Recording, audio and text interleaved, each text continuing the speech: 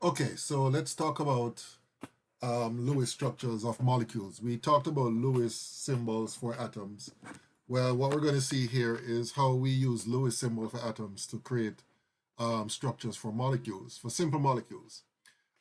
So the Lewis structure is basically a combination of the Lewis symbols that represents the formation of covalent bonds between atoms. And in most cases, though not in all, and we're going to see some examples where this is not the case, but in most cases, the Lewis symbols results in atoms having the same electron configuration as the nearest noble gas. In other words, they obey the octet rule, or in the case of hydrogen, it obeys the duet rule. All right. Um, so the shared electrons can be counted for each atom that shares them, so that as a result, each atom will end up with the noble gas configuration. But as I said before, we're going to see some examples where that's not the case. Excuse me. Okay, so when electrons are shared, they're shared as bonding pairs, right? So the shared electrons are called bonding pairs. And you can use dots to represent the pairs of electrons, but more often than not, instead of a dot or two to represent a pair, we use simply a dash or a line between the atoms to represent a pair of electrons, all right? So that's very important that you need to recognize that each of the dashes that appears between two atoms in the Lewis structure represents an electron pair. Other electrons that are not involved in bonding, we call them non-bonding pairs or lone pairs of electrons, right? So for example, if you look at the formation of chlorine molecules from their respective atoms, you'll see that you have a pair of electrons here being shared between the two chlorine atoms. So basically, each chlorine atom will have 8 electrons on its outer shell. So the electrons that are shared between the two atoms, they are said to be the bonding pairs, right? While the other electrons that you see here that are not involved in bonding, they're said to be the lone pairs of electrons. So in the case of chlorine, in the formation of chlorine molecule, each chlorine atom has a bonding pair of electrons and 3 lone pairs of electrons to give you a total number of 4 pairs of electrons equals to 8 valence electrons. Okay, so this is just a series of compounds where elements, specific elements from the third period, or actually second period, I'm sorry, are basically combined with hydrogen. So you see here in the case of methane, where carbon is combined with I should say 4 hydrogens, right? As you can see, the carbon has 4 bonding pairs. In the case of ammonia, the nitrogen has 3 bonding pairs and a lone pair here. In the case of water, the oxygen has 2 bonding pairs and 2 lone pairs. And then finally, in the case of hydrogen fluoride, you have, in this case, 1 bonding pair and 3 lone pairs, all right? And what we're going to see is that there's a correlation between the electron pair arrangement around the central atom and the shapes of the molecules. So that's for something that we're going to learn about later on. Um, so the key thing that you need to take away from this here is that the Lewis structures only indicates how the atoms are connected and how the electron pairs are distributed between the bonding pairs and lone pairs. The Lewis structure in and of itself does not give you a true picture of the 3-dimensional shapes of the molecules. But as we're going to see later on, you need to know what the Lewis structure is going to be for a particular molecule before you can determine what the shape of the molecule is. All right? Okay, so let's talk about situations where we have what are known as multiple bonds, right? So if you have a pair of electrons being shared between two atoms, we call that a single bond in chemistry. But you can also have a situation where you have more than 2 pairs. So for example, in the case of carbon dioxide, you'll notice that for the carbon atom, which is at the center here, there are 2 pairs here, which would be 4 electrons, being shared between this carbon and this oxygen, and 2 pairs here, which is shared between this carbon and this oxygen. So therefore, we call this a double bond, right? And there are many examples, in addition to the one that we're looking at here, where you have double bonds being existing between 2 atoms. You can also have the possibility of a triple bond, as you can see in the case of nitrogen here. So in the case of nitrogen, you have basically 3 pairs of electrons being shared between the 2 atoms. All right. And that's basically the maximum as far as we're concerned. There are some instances, highly unusual, but there are some instances of quadruple bonding. All right. I've never heard of any other type of bonding beyond that. But for our purposes, we'll be focused on basically the existence of triple, double, and single bonds. All right. And again, as you can see in both cases, before I leave this page, that each atom has an octet, 8 electrons. So this carbon here has 2, 4, 6, 8 electrons, and each oxygen has 2, 4, 6, 8. 2 of these would be non-bonding, and these 2 would be bonding. In the case of nitrogen, same thing. Each atom has 8 electrons. 3 of them bonding, 2 of them non-bonding. All right? Okay, so this is one interesting example of the importance of experimental evidence, because one would think that based on the Lewis structure that is commonly drawn for oxygen, you would think that all the electrons are paired up, right? So you have 2 electrons here paired up, these 2 electrons paired up, and so on and so forth. But it turns out that experimental evidence supports the fact that liquid oxygen is paramagnetic and therefore has unpaired electrons, right? So this underscores the importance of recognizing the limitations of the Lewis structure, or at least one of the limitations of Lewis structures. It doesn't give you a true picture necessarily of whether or not the electrons involved are all paired up. All right. In this case, in the case of oxygen, even though the structure seems to indicate that all the electrons are paired up, by virtue of this experiment being done, where liquid oxygen is poured between the pairs of a electromagnet, and the oxygen is trapped between it as such, that indicates that the oxygen is paramagnetic, which means that it contains some unpaired electrons. All right. So as stated here, Lewis structures are useful tools, but they do not accurately represent the true structure of the molecules that they um, that they seem to indicate. All right. So let's talk about how do we draw the Lewis structures of molecules. Right. Um, First thing we want to say is that the structure allows for the arrangement of the atoms. And one thing I want to say from start, is that when it comes to hydrogen atoms, they are considered to be terminal atoms in all cases, right? In other words, they're only bonded to one other atom, all right? The central atom is usually the one of lowest electronegativity, but again, there are some exceptions to this where there's no other possibility but having a particular atom which may not be the lowest electronegativity atom be at the center of the molecule. And then we have oxacids, where whenever you're determining the Lewis structure of these molecules, you must ensure that the hydrogen atoms are bonded to the oxygen atoms wherever possible. And then when it comes to all structures like molecules and polyatomic ions, you try to make sure that we arrange them such that the structures are compact and they are symmetrical. Okay, so how do we go about drawing a Lewis structure for a particular molecule or ion? Well, here are some steps involved, and we're going to go through a couple of examples so that you can follow the steps. The first step is that we determine the total number of valence electrons. And that is relatively easy. We know to do that before.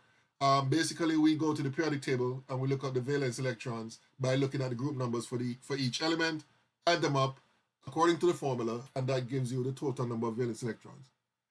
The next step is that you write a plausible skeletal structure and connect the atoms by single dashes, which of course represents pairs of electrons, which are the covalent bonds.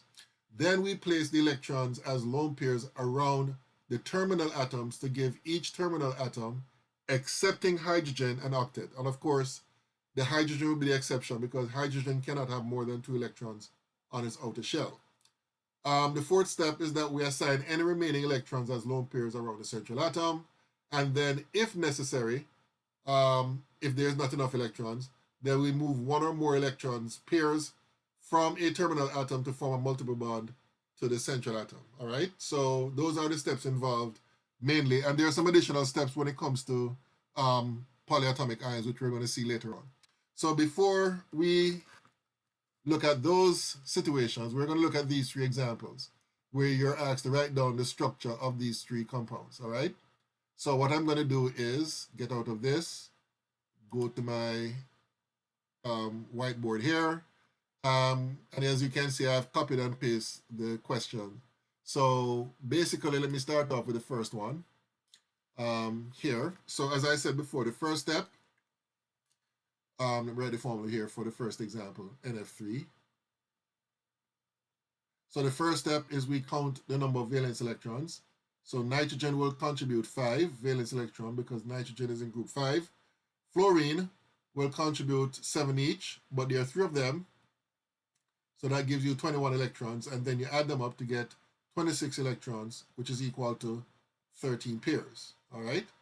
Then, as we said in the steps, we put the least electronegative element in the middle, which in this case would be nitrogen, and we surround it with the fluorines. And it doesn't matter how you place them because, as I said before, the Lewis structures do not indicate the shape of the molecules, right? So we're only concerned with how the atoms are connected to each other.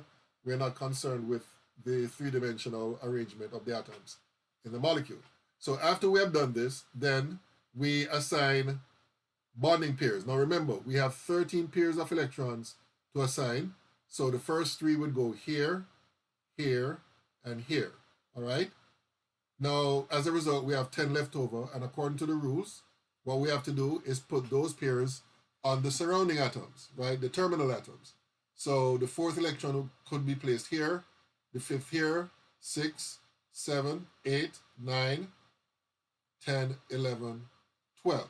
All right, so we have used up 12 of the 13 pairs. And then the 13th pair will have no other place to go but on the nitrogen atom. All right, so that's basically the Lewis structure for nitrogen trifluoride. And as you can see in this particular case, the nitrogen has 8 electrons on its outer shell, 2, 4, 6, 8. And each fluorine has 2, 4, 6, 8 electrons on its outer shell. So that basically is the Lewis structure for nitrogen trifluoride. Okay, let's look at the next example. Let me erase all this here. And we move on to the next example, which is sulfur dichloride. So in the case of sulfur dichloride,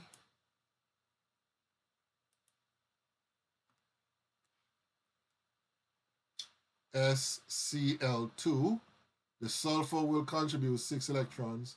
The chlorine will contribute 7 electrons each, but there are 2 of them, so that's 14. So the total number of electrons here would be 20 electrons, which is equal to 10 pairs. I like to express them in pairs so that I can conveniently assign the pairs of electrons to the structure. We put the sulfur in the middle surrounded with the chlorine because sulfur is more, I should say, less electronegative. And then we put the bonding pairs first. 1, 2, 3, 4, 5, 6, 7, 8 as the non-bonding pairs on the terminal atoms. And therefore, we have 2 more pairs of electrons left. 1 would go there, 1 would go there, and that would be the final answer. And again, you'll see that each atom has 8 electrons on its outer shell. So that's basically how that is done. So let me just quickly go through the last example here. Again, let me erase all this here.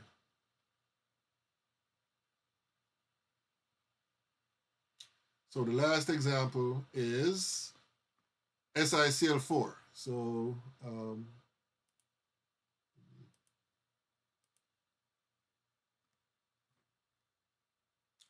SiCl4. So silicon will contribute 4 electrons. Chlorine will contribute 7 each, but we have to multiply that by 4 to get 28 electrons. When we add that up, we're going to end up with 32 electrons, which is equal to 16 pairs. We put the silicon in the middle, and then we surround it with the chlorines. And then we put the bonding pairs first. 1, 2, 3, 4. Then the non-bonding pairs. 1, 2, 3, 4, 5, 6, 7, 8, 9, 10, 11, 12. Okay, I made a mistake. What's a mistake I made? 4 sevens, 28, 32 electrons, 16 pairs. Okay, so those are the 12. Okay, no mistake actually. So basically there are 4 bonding pairs and 8 and 12 non-bonding pairs. No, what am I saying? There's 1, 2, 3, 4 bonding pairs and 4 times 3, 12 non-bonding pairs, which gives you a grand total of 16 pairs. Okay, so this would be the final answer for the silicon tetrachloride molecule. Okay, so much for that. So let's move on to discussing other things concerning Lewis structures. So the concept of formal charge will become important when we get to a discussion of multiple bonding. So here's the definition of formal charge. It is a difference between the number of valence electrons in a free uncombined atom and the number of valence electrons assigned to the atom when bonded to other atoms in a Lewis structure. Now, personally speaking, I prefer to use a formula which negates us using this definition here. The definition is important, but the formula is easier to use in terms of calculating the formal charge of an atom. And the formula goes like this. Let me squeeze it up here. The formal charge of an atom is equal to the group number of the atom minus half the number of, bonding electrons. Oh, shoot. Okay, I'm messing this up. Let me get out of this. How should I do this? Let me get out of this here and just create a new slide so I can write on that without worrying about space. Okay, so as I was saying, the formula for calculating the formal charge is formal charge of an atom is equal to the group number of the atom minus half the number of bonding electrons, number of bonding electrons minus the number of non-bonding electrons.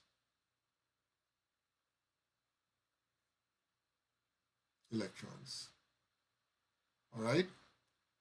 Okay, so that's a formula that you can use to calculate the formal charge of an atom. And you'll see this formula expressed in different ways, but it's basically calculating the same thing.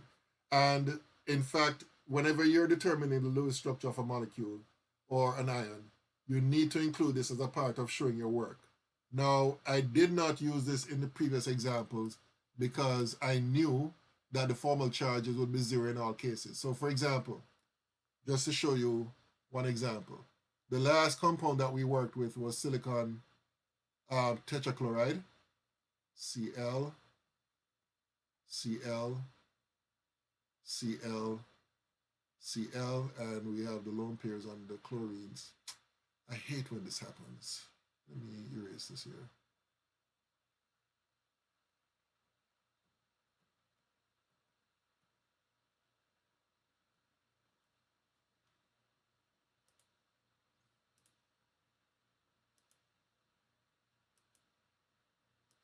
Okay, so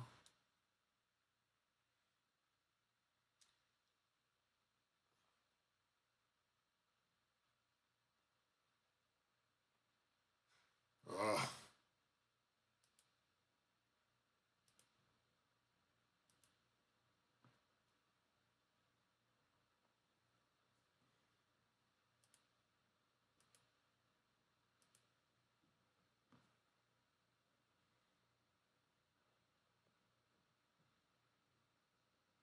okay, so that's the Lewis structure of silicon tetrachloride. So over here, I'm going to calculate the formal charges. So I'm going to calculate the formal charge of silicon.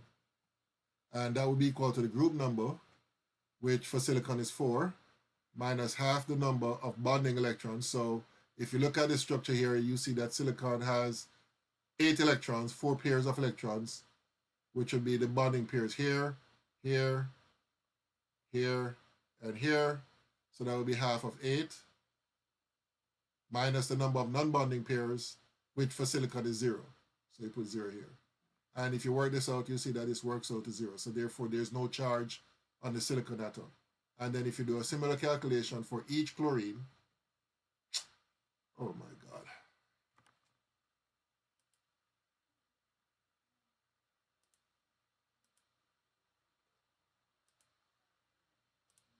Okay, so in the case of chlorine, that's equal to 7, which is a group number, minus half of 2, because each chlorine has 2 bonding pairs, minus 6 lone pairs. And if you work that out, you see that that equals to 0 as well. So in the structure of silicon tetrachloride, there are no charges on either atom, so therefore the molecule is electrically neutral. All right, so I just thought I should show you how to use it in the examples that we have looked at before. Okay, so going back to this slide here, some other information about the use of formal charges. The formal charge you should recognize is a hypothetical quantity and a very useful tool. It also, usually the most plausible Lewis structure is the one with no formal charges. However, when formal charges are required, they should be as small as possible. And we're going to see how we take care of that. In fact, well, let me not say what I was about to say. The next line says negative formal charges should appear on the most electronegative atoms. All right. And adjacent atoms in the structure should not carry formal charges of the same sign. Okay, so these are just some guidelines as to the use of formal charges when it comes to determining the Lewis structure of certain molecules, such as the ones that we have here. Okay, so let me go back to my whiteboard here. And what I'm going to do is open up a new one. Don't want to save this. Okay, so let me zoom this in a bit. Okay, so let me just go back to the PowerPoint and remind myself of the 3 molecules. Okay, CO, Cl2, SO2, and SiO2. Okay, so the 3 molecules are, oops, CO2, okay, actually, it will be COCl2.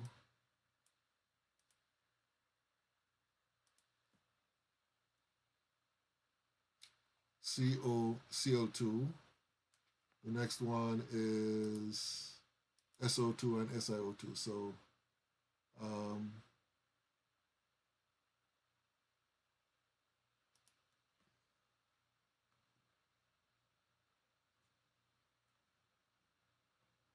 SO2 and SiO2. Okay, so let me deal with the COCl2 first. COCl2. So again, we go to the periodic table and we look up the group numbers for each element, starting with carbon. That would be 4. Oxygen would be 6. And chlorine would be 7, but we have to multiply that by 2, so that gives you 14. And then we add these up. So 4 plus 6 is 10, plus 14, so that gives you 24 electrons, which is equal to 12 pairs. So we put the carbon in the middle, surround it with the other elements, oxygen, chlorine, chlorine. Then we put the bonding pairs, 1, 2, 3, just like we did before. Then the non-bonding pairs on the terminal atoms, 4, 5, 6, 7, 8, 9, 10, 11, 12. Okay. Now, at this juncture, this is where we should be calculating the formal charges of each atom. So let me do so for carbon to begin with. So formal charge of carbon would be the group number according to the formula, which is 4 minus half the number of valence electrons or bonding pairs bonding electrons, which would be half of 6, minus for carbon, the number of non-bonding pairs, which would be 0. So when we work this out, this gives you plus 1. Then in the case of, so therefore here you're going to have a plus 1 charge on the carbon. In the case of oxygen, that would be the group number, which is 6, minus half of number of bonding pairs would be 2, minus the number of non-bonding pairs, which would be 6, and that would be equal to minus 1. And then finally, in the case of chlorine, the formal charge would be 7 minus half of 2 for the bonding pairs, minus 6 non-bonding pairs, and that would work out to be equal to 0. So therefore, the oxygen would have a minus 1 charge, the chlorine would have a plus charge, and there will be no charges on the chlorines. Now, in this situation, where you have carbon with a plus charge directly bonded to an atom, oxygen with a negative charge, the charges will cancel out. And the way that is done is that this pair of electrons will come down here, and you'll find that you'll end up with another bonding pair right here. As a result of that, this negative charge will cancel out this plus charge. So the final answer will be CO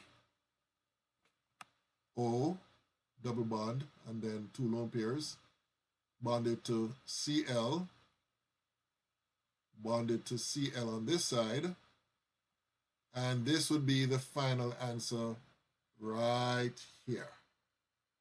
All right, so that's basically how we use formal charges to show how multiple bonds, in this case a double bond between the carbon and oxygen, is formed.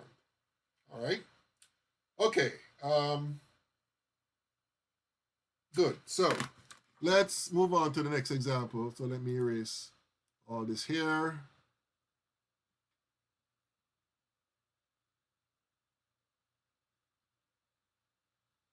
All this here.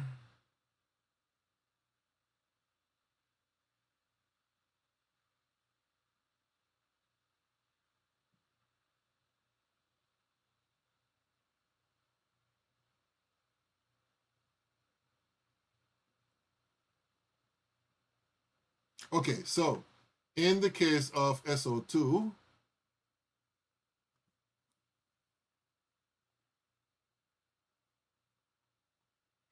sulfur will contribute 6, and oxygen will contribute 6 as well, but we have to multiply this by 2, I'm sorry, to get 12. So here we're going to have 18 electrons, which is equal to 9 pairs. So we put the sulfur in the middle, surrounded with the oxygens, and then we start off by putting the bonding pairs, 1, 2, 3, then the non-bonding pairs, 4, 5, 6, 7, 8, 8, 9, 10, 11, 12. So basically we have 9 pairs now because we have, hold on, let me see, make sure I'm doing this right. 1, 2, 3, 4, 5, 6, 7, 8, 9. Oh, shoot. Okay, I made a mistake. I have too many oxygens, so I apologize for that. I don't know what I was thinking. This should be SO2, not SO3. Okay, so go back to here. So sulfur in the middle, surrounded by 2 oxygens, right? So 1, 2, 3, 4, 5, 6, 7, 8, and then 9, all right? Okay, so let's calculate the formal charges, starting with the sulfur. Let me do this down here. So for sulfur, that will be equal to the group number, which is 6, minus half of 4, because we have 2 bonding pairs here and here. So that's half of 4, minus number of non-bonding pairs, which would be this right here. So that's minus 2. And that gives you 6 minus 2 minus 2, that gives you plus 2, all right? And then for each oxygen, the formal charge would be equal to the group number, which is 6, minus half of 2, minus number of non-bonding pairs, which is 6, so that would be 0. So that would be, I'm sorry, minus 1, right? So each oxygen ends up with minus 1 here, minus 1 here, while the sulfur here will be plus 2, right? So in this case, we have two negatively charged atoms bonded to the central atom. So what do? This negative charge will go here, or this pair of electrons will go here. This negative charge will cancel out one of the two plus charges. The same thing is going to happen on this side. So that means that this negative charge will cancel out the remaining charge. And therefore, when you work this out, you're going to get S double bond O, double bond O, and okay, let me make sure that this is accurately represented. Okay, and that's it. That would be the final answer right here.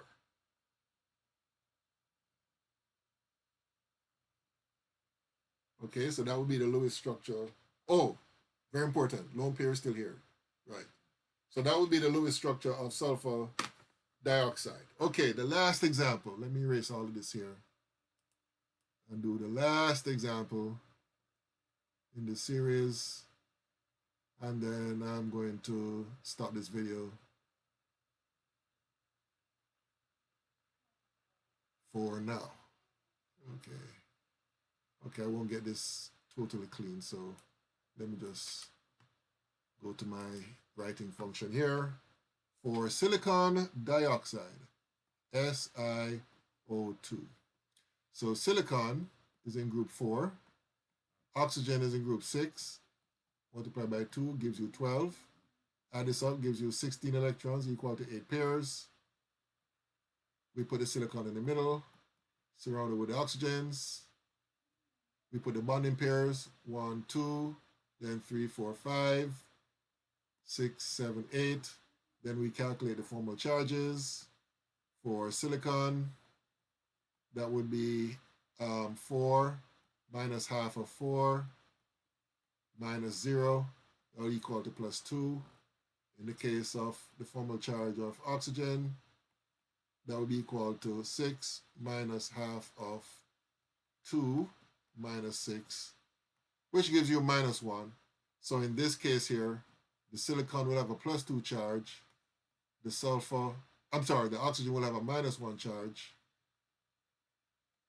And then, you know what's up. This pair of electrons will go here. This pair of electrons will come down here. And then your final answer I'm going to put down here would be Si double bond O, double bond O. And that would be the final answer right here. Okay, so that's basically a few examples of how you determine the Lewis structures based on the molecular formula. Okay, so I'm going to stop this video right here. I think it's gone on long enough.